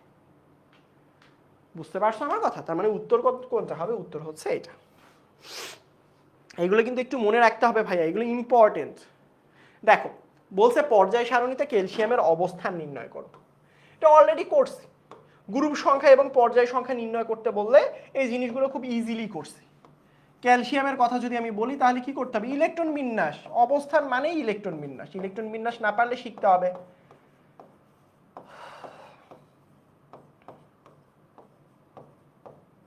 এরকম, রাইট? তার মানে আমরা কি করি বলতো, সর্বশেষ ইলেকট্রনটা এখানে কি 4s এ গেছে না, তাহলে এস অরবিটালে যদি প্রবেশ করে আমরা কি শিখছি, এস এর উপরের যে ইলেকট্রন সংখ্যা এটাই হচ্ছে তার গ্রুপ সংখ্যা, এস অরবিটালে প্রবেশ করলে। তাহলে এর গ্রুপ সংখ্যা কত, গ্রুপ সংখ্যা হচ্ছে 2। এবং এই যে ম্যাক্সিমাম সংখ্যাটা এখানে আছে 1 2 2 3 3 4, ম্যাক্সিমাম সংখ্যা কি 4 না, তাহলে এর পর্যায় সংখ্যা কত, পর্যায় সংখ্যা হচ্ছে 4। এই তো হয়ে গেল। তাহলে গ্রুপ 2 পর্যায় হচ্ছে 4। উত্তর কত হবে, সেই নাম্বারটা। অ্যালুমিনিয়াম 3+ এ ইলেকট্রন সংখ্যা, খুবই মজার প্রশ্ন। অ্যালুমিনিয়াম 3+ আয়নে ইলেকট্রন সংখ্যা কত? তাহলে অ্যালুমিনিয়াম, আমি কি বলছি, শুধু অ্যালুমিনিয়ামেরটা হিসাব করো। অ্যালুমিনিয়ামের পারমাণবিক সংখ্যা কত, 13 না, তাহলে এর ইলেকট্রন সংখ্যা কত হবে, উত্তর ভাইয়া 13। তো অ্যালুমিনিয়াম 3+ মানে কি, অ্যালুমিনিয়াম 3+ মানে হচ্ছে সে 3টে ইলেকট্রন বের করে দিছে, 3+ মানে কি 3টে ইলেকট্রন বের করছে না, যার কারণে এটা 3টা। নামগুলো মনে রাখবা, জি স্যার আসেন সাবধানে টুলে বসেন, অর্থাৎ দেখো জি স্যার আসেন সাবধানে টুলে বসেন, এটা আমি আমার স্টুডেন্টদেরকে অনেকবার পড়িয়েছি। জিতে হচ্ছে জার্মেনিয়াম, সাতে হচ্ছে সিলিকন, এসতে হচ্ছে আর্সেনিক, এসবিতে হচ্ছে অ্যান্টিমনি, টিতে টেলুরিয়াম, বিতে হচ্ছে বরন, সবগুলো অপধাতু। তো দেখি এখানে কোনটা আছে, এই যে দেখো এখানে সিলিকনটা দিয়ে দিছে, এই যে এটা, এই যে দেখো, বুঝতে পারছো? বোরনও দিছে, জার্মেনিয়ামের জি, এখানে এখানে এখানে অপশনটা একটু জি হইতো, বোরন হইতো, তার মানে এখানে মধ্যে জার্মেনিয়ামও আছে, বোরনও আছে, তার মানে এখানে উত্তর কি হবে, সবগুলোই হবে। বুঝছো? এখানে একটু টাইপিং মিস্টেক, জি এর পর দেয়া, মানে বোরন আর সিলিকন দুইটা তো হবেই, তো মাঝখানে জি নামে কোনো মৌল নাই ওই রকম, যার কারণে আসলে হচ্ছে এখানে টাইপিং মিস্টেকটা একটু ঠিক করে দিলাম। দেখছো, একটু জানলে, একটু বেশি জানলে প্রশ্নে কোনো রকম মিস্টেক থাকলে এটা ধরা যায়। সুতরাং সবগুলো মনে রাখবো। পারমাণবিক আকারের সঠিক ক্রম, ওই যে আমরা পড়ছি বাম থেকে ডানে গেলে কমে, আয়নের ক্ষেত্রেও সেম কাজ করবা, আয়নের ক্ষেত্রেও সেম কাজ করবা, উপর থেকে নিচের দিকে গেলে কি হবে, বাড়বে, বাম থেকে ডানের দিকে গেলে আস্তে আস্তে কমে যাবে। তো আয়নের ক্ষেত্রে কি অন্য কোনো কাহিনী করব, ডিটেইলসে যদি বলেন এটা এইচএসসি তে পড়বো। জাস্ট আয়ন বলুক এমনি বলুক, আসলে মিলে যেই যৌগ গঠন করে সেটাই হচ্ছে সমযোজী, এটা আমরা সবাই জানি। অধাতুর সাথে অধাতু যদি মিলে যায় তাহলে সেটা কি হয়ে যায়, সমযোজী হয়ে যায়। তাহলে এখানে সমযোজী কি, অধাতুর সাথে অধাতু কোনটা দেখো তো, এই যে দেখো হাইড্রোজেন এখানে একটা অধাতু, ক্লোরিন এটা একটা অধাতু, তাহলে উত্তর কি হবে, উত্তর হবে এ। তার মানে এখানে আমার হাইড্রোক্লোরিক অ্যাসিড হবে। তারপরে দেখো কার্বন মনোঅক্সাইড যৌগের সুপ্ত যোজনী কত। এই যে কার্বন সুপ্ত যোজনী যখন বের করতে বলে, কার্বনের সুপ্ত যোজনী কিভাবে বের করব, দেখো আমরা সুপ্ত যোজনীর একটা সূত্র জানি, 5 নাম্বার চ্যাপ্টার খুললে প্রথম পেজে এটা দেখবা, ওই মৌলটার ম্যাক্সিমাম যোজনী কত হতে পারে এটা মুখস্থ রাখতে হবে। একটা বক্স দেয়া আছে কোন মৌলের যোজনী কত, ম্যাক্সিমাম কত হতে পারে এটা মুখস্থ রাখতে হবে। আর ইউজ, ওই যৌগতে কতগুলো যোজনী ইউজ হয়েছে। জিনিসটা আমি একটু সহজ করি, যেমন এখানে কার্বনের যোজনীর কথা বলছে না, কার্বনের ম্যাক্স যোজনী হচ্ছে, কার্বনের যোজনী হতে পারে 2 এবং 4, এই দুইটা। বাট এখানের মধ্যে এইগুলো মুখস্থ করতে হবে, বইয়ে বক্স দেয়া আছে। এটা হচ্ছে ম্যাক্সিমাম যোজনী, তাহলে সূত্রের মধ্যে ম্যাক্সিমাম যোজনীর জায়গায় 4 লিখবো, মাইনাস কি বলছি ইউজ যোজনী, মানে ওই যৌগটার মধ্যে যে যোজনীটা ব্যবহার হয়েছে। কার্বন ডাই অক্সাইডে দেখবা কার্বন হচ্ছে +4 হয়, আর দুইটা অক্সিজেন মিলে -4, অর্থাৎ কার্বন কিন্তু 4 ইউজ হয়, অর্থাৎ ইউজ হয়েছে কত 4, দুইটা বিয়োগ করলে কত হয় 0, তার মানে এখানে মান হচ্ছে 0। সেটা হচ্ছে আরেকটা জিনিস, সেটা দেখো এটা কিন্তু তোমাদের ব্যাচেরই স্টুডেন্ট, এখানে অনেকেই আসো যারা ক্লাস করতেছো, তোমরা হয়তো বা এখানের মধ্যে আসো। এটা হচ্ছে আমরা কিন্তু গত বছর যেটা করেছিলাম সেটা হচ্ছে বার্ষিক পরীক্ষাতে যারা ভালো রেজাল্ট করেছিল তাদের সাথে আমরা একটা মিট আপ করছি, ছোট্ট একটা মিট আপ। হ্যাঁ, সো এর পরবর্তী বছরে ইনশাআল্লাহ যারা যারা ভালো করবা, অর্থাৎ ফাইনাল পরীক্ষাতে না, এই যে প্রি টেস্ট টেস্ট সব মিলাই সবগুলোতে ভালো করবা, ইনশাল্লাহ তাদের সাথে আবারও গেট টুগেদার করবো। সুতরাং আমাদের সাথে জয়েন থাকতে ভুলবা না। কেমন? পানিতে অদ্রবণীয়, এইগুলোর নাম একটু মুখস্থ রাখতে হবে, কোনটা পানিতে দ্রবণীয়, হ্যাঁ, পোলার যৌগ, অপোলার যৌগ, এইগুলোর নাম একটু মনে রাখবো।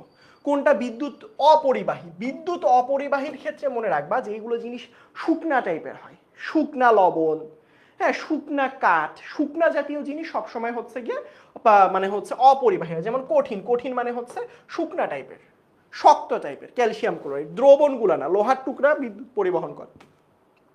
এটা ইথানল, ইথানলও বিদ্যুৎ পরিবহন করে, এগুলো বই লেখা আছে। সোডিয়াম ক্লোরাইড যদি বলতো কঠিন, তাহলে এটা উত্তর হইতো। এটা দ্রবণ বলছে, পানি জাতীয়, পানির মধ্য দিয়ে তো কারেন্ট প্রবাহিত হবেই। কোন অণুতে মুক্তজোড় ইলেকট্রন সংখ্যা বেশি? এই মুক্তজোড় ইলেকট্রন সংখ্যার জন্য তোমাকে কি করতে হবে? ইলেকট্রন বিন্যাস করতে হবে। তো নাইট্রোজেনের ইলেকট্রন বিন্যাস যদি তুমি করো তাহলে দেখবা এরকম 1s2 2s2 2px2, আশা করি এই পর্যন্ত ইলেকট্রন বিন্যাস পাওয়া। 2px2 না, এটা হচ্ছে 2px1 2py1 2pz1, এইভাবেই করতে হবে। অক্সিজেনের ক্ষেত্রে কি করব? অক্সিজেনের ক্ষেত্রে এইভাবে ইলেকট্রন বিন্যাস করব, 1s2 2s2 2px2 2py1 2pz1। দেখো ক্লোরিনের ক্ষেত্রে যদি আমরা করি 1s2 2s2 2p6 3px2 y2 3pz1। আর লাস্টেরটা কি? হাইড্রোজেন না? এটা একটু মুছে দিলেই হবে। হাইড্রোজেনের ক্ষেত্রে 1s1। এখন দেখো মুক্তজোড় ইলেকট্রন কিভাবে বের করব? মুক্তজোড় ইলেকট্রন বের করার জন্য আগে এইভাবে ভেঙে ভেঙে ইলেকট্রন বিন্যাস করতে হবে। ভালো করে বুঝে নাও, কিন্তু সর্বশেষ শক্তি স্তরটা কাউন্ট করবা। এখানে ভাইয়া সর্বশেষ শক্তি স্তর হচ্ছে এইটা, নাইট্রোজেনের এইটা, এই অক্সিজেনের সর্বশেষ শক্তি স্তর এইটা, এবং ক্লোরিনের সর্বশেষ শক্তি স্তর হচ্ছে এইটা। এবার দেখো সর্বশেষ শক্তি স্তর, এটা সর্বশেষ শক্তি স্তর এইটা। কি বলছে? বলছে এখানের মধ্যে প্রশ্নে মুক্ত জোড় মানে জোড়া অবস্থায় আছে কোথায়। এখানে দেখো, এখানে নাইট্রোজেনের মুক্তজোড় ইলেকট্রন সংখ্যা একটা, কারণ এখানে 2, একটা খালি আছে, এখানের মধ্যে মুক্তজোড় ইলেকট্রন সংখ্যা একটা। দেখো কেন? কারণ এগুলো সব বিজোড় সর্ববহিষ্ঠ শক্তি স্তরে। অক্সিজেনের দেখো একটা দুইটা, যার কারণে এর মুক্তজোড় ইলেকট্রন সংখ্যা হচ্ছে 2টা। এখানে তো এগুলো বিজোড়া, সর্বশেষ শক্তি স্তরে এর দেখো একটা দুইটা তিনটা, অর্থাৎ ক্লোরিনের হচ্ছে সর্ববহিষ্ঠ শক্তি স্তরে 3টা। হাইড্রোজেনের তো নাই, এটা হচ্ছে 0টা। তুমি বলো এখানে সব থেকে বেশি কোনটা হবে? ক্লোরিন হবে না? যারা বলতেছো হাইড্রোজেন তারা কিন্তু ভুল বলতেছো, তার মানে এখানে উত্তর হচ্ছে অবশ্যই ক্লোরিন। কারণ ক্লোরিনের কয়টা থাকে? ক্লোরিনের থাকে 3টা। আমি কিন্তু ডিটেলসে দেখাই দিলাম, এর হচ্ছে 2টা, এর হচ্ছে একটা, আর এটা হচ্ছে নাই। বুঝছ? বুঝছ বাবারা? বুঝছ? বুঝতে হবে, পারতে গেলে বুঝতে হবে ইনশাল্লাহ। তার কোনটা যৌগমূলক, এইগুলো যৌগমূলকের নামগুলো বই থেকে মুখস্থ করে ফেলবা। সমযোজী অণু গঠন করে, এটা এটা আসলে অপশনে ভুল করছে, এটা হচ্ছে সমযোজী অণু গঠন করে, এটা উত্তরটা হবে নাইট্রোজেন। এটা উত্তর অপশনে ভুল করছে। সোডিয়াম তো ধাতু, করে না। নিয়ন তো নিষ্ক্রিয় গ্যাস, করে না। নিয়ন তো ধাতু, করে না। নাইট্রোজেন হচ্ছে অধাতু। সমযোজী অণু গঠন করে অধাতুর। হাইড্রোজেন সালফাইডে সালফারে সুপ্ত যোজনী, ওই যে আগেরটার মতো করে বের করে ফেলবা। কিছু কিছু জিনিস বাসায় নিজে থেকেও ট্রাই করতে হবে। বুঝতে পেরেছো আমার কথা? পরিবর্তনশীল জারণ মান, ওই যে পর্যায় সারণী, তোমার হচ্ছে 5 নাম্বার চ্যাপ্টারটা খুললে এখানের মধ্যে দেখবা পরিবর্তনশীল জারণ মান কিছু কিছু মৌল প্রদর্শন। কার্বনে দেখবা 2, 4 দেয়া আছে, বুঝতে পারছো? নাইট্রোজেনের দেয়া আছে হচ্ছে 3, 5, এগুলো সব পরিবর্তনশীল। সালফারের ক্ষেত্রে দেয়া আছে 2, 4, 6 দেয়া আছে। সো এইগুলো মানগুলো একটু মুখস্থ করতে হবে বাবাজিরা। হ্যাঁ, এরা কিন্তু সব পরিবর্তনশীল জারণ মান দেখাচ্ছে। সো এখানের মধ্যে দেখো এছাড়াও আরো আছে, যেমন এখানের মধ্যে দেখো অপশনের মধ্যে দেখো আয়রনও কিন্তু করে, আয়রন আয়রন কিন্তু হয়, ওখানে অনেকগুলো নাম দেয়া আছে। আয়রন কত হয়? 2 হইতে পারে, 3 হইতে পারে। লেড, লেড হইতে পারে 1 হতে পারে, 2 হতে পারে। তারপরে হচ্ছে গিয়ে টিন, টিন হচ্ছে 2 হতে পারে, 4 হতে পারে। সো এইখানের মধ্যে অপশনগুলো দেখলে দেখা যায় এইটা হবে। সো এখানে ফসফরাসও লিখি নেই, ফসফরাসও 3, 5 হতে পারে। এইগুলো আমি হুদাই লিখে দিচ্ছি, এগুলো সব বইয়ে লেখা আছে। যারা এরকম দেখবে একাধিক জারণ মান প্রদর্শন করে, এদের নামগুলো একটু মুখস্থ করে ফেলবা। বুঝতে পেরেছো আমার কথা? সিকিউ ক্লাস যদি তোমরা হচ্ছে চাও, আমরা তো এমসিকিউ সলভ করতেছি রাইট, বাট সিকিউটাও যদি চাও তাহলে যে কাজটা করতে হবে অবশ্যই এই গ্রুপের মধ্যে জয়েন করে ফেলবা। কোন গ্রুপ? ফেসবুকে যাবা, ক্লাস 10 সুপার স্টুডেন্ট গ্রুপ, এখানে কিন্তু আমরা সবাই আছি। হ্যাঁ, ক্লাস 10 সুপার স্টুডেন্ট গ্রুপ, এটাতে লিখে যদি তুমি সার্চ দাও ফেসবুকে গিয়ে ইনশাল্লাহ পেয়ে যাবা। তারপর কোন যৌগটা পানিতে দ্রবণীয়? এই যে দেখো এই যৌগগুলোর নামগুলো একটু মুখস্থ করে ফেলবে। এটা পটাশিয়াম হাইড্রোক্সাইড হবে। এই যে দেখো নামগুলো বইয়ে দেয়া আছে। হ্যাঁ, এইগুলো তুমি বাসায় একটু দেখবা। এখন দেখো ত্রিযোজী, এইগুলো পেয়ে যাবে ইনশাল্লাহ। পানিতে দ্রবণীয় কোন পোলার যৌগ? হ্যাঁ, পোলার মানে পানিতে দ্রবণীয়, পানি একটা পোলার যৌগ, এইগুলো তোমরা পারবা ইনশাল্লাহ। সো এখন চলো আমাদের সাথে যদি তোমরা যুক্ত হও তাহলে কি পাবা বলো তো? এই যে দেখো হাফ ইয়ারলি প্রিপারেশন পাবা, নিতে পারবা। এটা হচ্ছে গিয়ে 11 থেকে 14 জুন, তো অনেকটা গেল। তারপরে সবগুলো বইয়ের সাজেশন পেয়ে যাবা ইনশাল্লাহ আমাদের সাথে যদি কানেক্টেড হও। হ্যাঁ, সবগুলো বইয়ের দাগানো বই পেয়ে যাবা, সাজেশন পিডিএফ আকারে পেয়ে যাবা ইনশাল্লাহ। সুতরাং আর একটা জিনিস সেটা হচ্ছে যে আমাদের কিন্তু ডাউট সলভিং ক্লাস চলতেছে, রিভিউ ক্লাস চলতেছে। রিভিউ মানে কি? প্রত্যেকটা অধ্যায় এখন আমরা রিভাইজ করাই দিচ্ছি। পড়ানো যে চ্যাপ্টারটা, যেমন এই চ্যাপ্টারটা এতক্ষণ এমসিকিউ পড়াইলাম পর্যায় সারণীর, এই chapter related MCQ, just MCQ পড়ছি। কি পড়াই দিচ্ছি? সিকিউ পড়াচ্ছি, রিভাইজ করাই দিচ্ছি। এবং ক্লাস করানোর পরবর্তীতে আমরা কিন্তু ওই পেইড গ্রুপের মধ্যে আবার ডাউট থ্রেড খুলতেছি, যেখানে তোমার যে কোনো সমস্যা হলে সেটা জানাতে পারো। বুঝতে পারছো? ঠিক আছে, এইগুলো সব তোমরা পারবা ইনশাল্লাহ, এইগুলো পারবা, এইগুলো নিয়ে প্যারা নাই।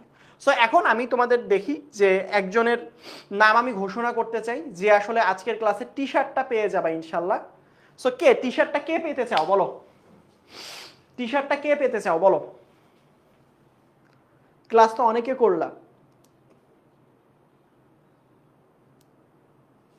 টি শার্টটা দেখি কে কে অ্যাক্টিভলি ছিলা বলো।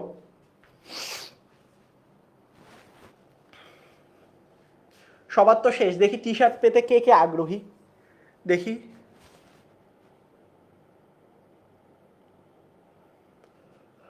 তামিয়া তালুকদার, ঠিক আছে ভাইয়া, একে তো আমি চিনি।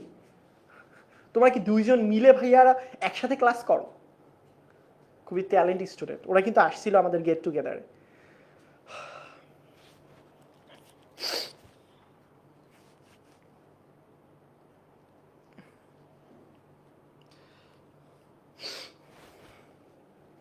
ঠিক আছে ভাইয়া। সো চলো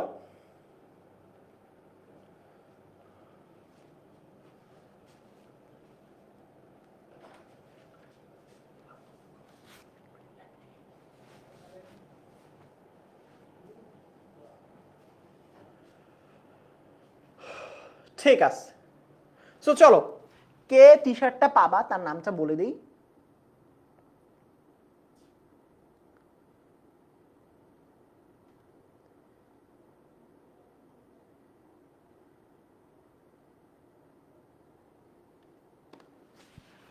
সো নামটা একটু ঘোষণা করে দিই আমি, সবাই দেখো যে পাইছো সে হচ্ছে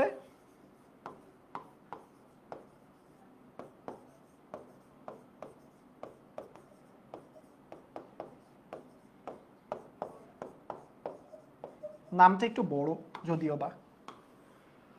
ইনশাল্লাহ ভাইয়া তোমার সাথে যোগাযোগ করা হবে, ইনশাল্লাহ তোমার সাথে যোগাযোগ করা হবে, তুমি টি শার্টটা পেয়ে যাচ্ছ ইনশাল্লাহ। সো তোমার সাথে যোগাযোগ করা হবে অফিস থেকে, ইনশাল্লাহ তোমার কুরিয়ারে পৌঁছায় যাবে ইনশাল্লাহ।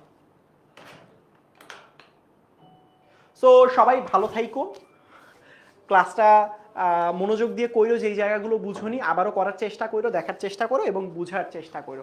আশা করি সবাই বুঝতে পারবে ইনশাল্লাহ। সো সবাই ভালো থাইকো, আমার জন্য দোয়া করো, ইনশাল্লাহ তোমাদের সাথে বেঁচে থাকলে আবারও কোনো এক ক্লাসে দেখা হবে। সেই পর্যন্ত সবাই ভালো থাকবে বাচ্চা কাচ্চারা। আল্লাহ হাফেজ, আসসালামু আলাইকুম।